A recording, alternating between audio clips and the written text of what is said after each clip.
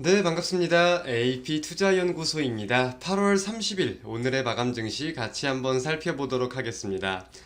양대 증시 모두 상승 마감하였습니다. 금일 코스피는 0.35%, 그리고 코스닥은 0.83% 상승 마감하였는데요. 우리가 실상 분봉으로 흐름을 좀 체크해 본다고 하면은 양대 증시가 모두 상승 출발을 한 것은 맞으나 사실 오전 중에 고점을 돌파하면서 상승폭을 확대시켰다기보다는 그저 그런 좀 모습을 보인 하루가 아니었나 싶습니다. 국내 증시를 포함한 아시아 증시도 전반적으로 좀 비슷한 흐름을 보였는데 전일 미국 증시가 그래도 꽤나 강세를 보였었잖아요. 여기에 대해서는 경기 지표가 둔화되는 이제 고용이 좀 둔화되는 모습들이 보였고, 거기에 따라 국채 금리가 급락했고, 여기에 대한 관계로 미국의 기술주 위주의 상승이 보이면서 나스닥이 꽤나 큰 폭으로 오르는 그런 장세였었는데, 좀 우리가 지금 증시에서 알아둬야 될 내용들은 분명한 것 같아요. 사실 현재로서 어떠한 업종, 어떠한 종목에 대해서 공부를 하고 진입을 해야 될지, 혹은 어떠한 전략을 세워야 할지 굉장히 난감한 부분들이 많습니다. 특히나 좀 단기적인 매매 위주로 주식시장에 접근하시는 분들은 더욱더 그러실 것 같아요. 이게 왜 그러냐면은 2차전지가 강하게 오를 때는 2차전지에 탑승이 돼 있는 상태라면 모르겠지만, 사실 에코프로 BM 그 당시에 우리 개인 투자자분들이 탑승하신 분들은 비율로 따지면 많지 않다고 제가 알고 있거든요. 근데 여튼 이러한 수급 왜곡 현상이 일어나면서 여타 종목들은 모두 빠지는 장세가 이어졌었고, 이런 장세가 좀 끝나려는 분위기가 나오니까 이제는 테마가 굉장히 빠르게 변하기 시작합니다.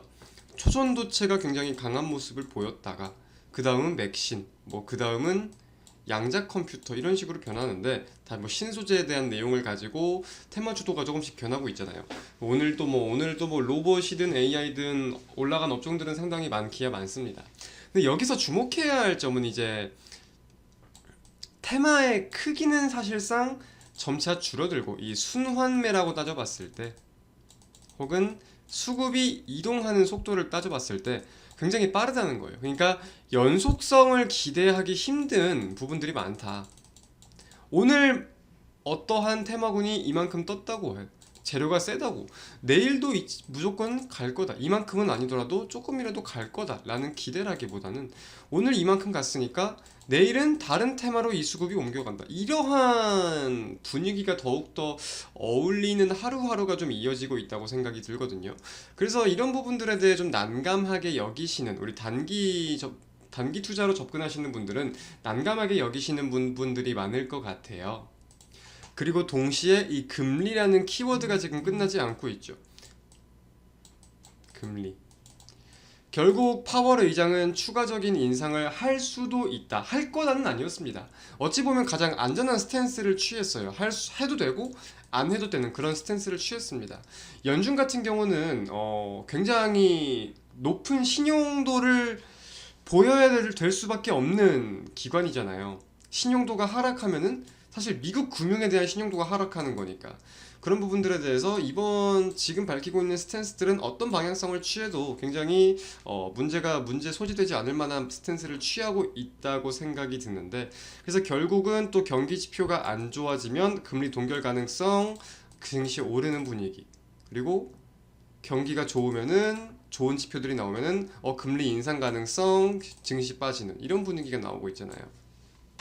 그래서 이 내용들을 우리가 종합해서 한번 살펴본다고 하면은, 결국 테마의 순환은 굉장히 빠르게 돌고 있는 가운데, 테마의 순환은 굉장히 빠르게 돌고 있는 가운데, 증시가 무언가가 한 가지의 방향을 가지고, 한 가지의 모멘텀을 가지고 방향성을 잡는 게 쉽지 않은 형국이다.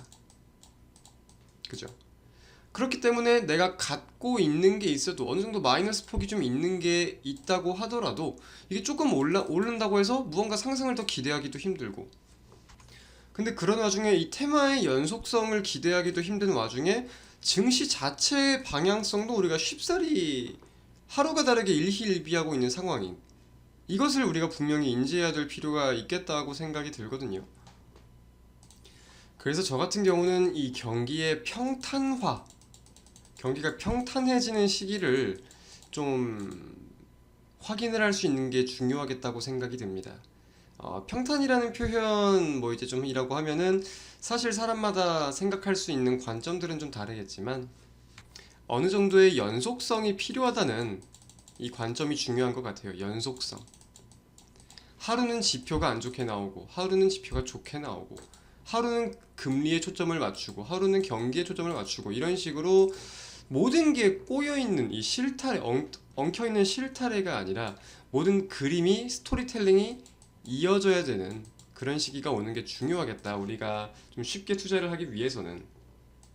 최근에 이제 CPI 같은 경우가 좀 긍정적인 모습들을 보였잖아요. 올해 들어서 꾸준히 좀 하락하는 모습들을 보이기도 보였었지만 다시금 이렇게 모습을 보이는 게 안 좋은 것처럼. 그죠? 이런 내용들이 굉장히 많은 것 같아요. 환율도 마찬가지고요. 유가, 그리고 뭐 금리 전망. 어찌 보면 다 연관성이 분명히 있는 내용들이 맞습니다.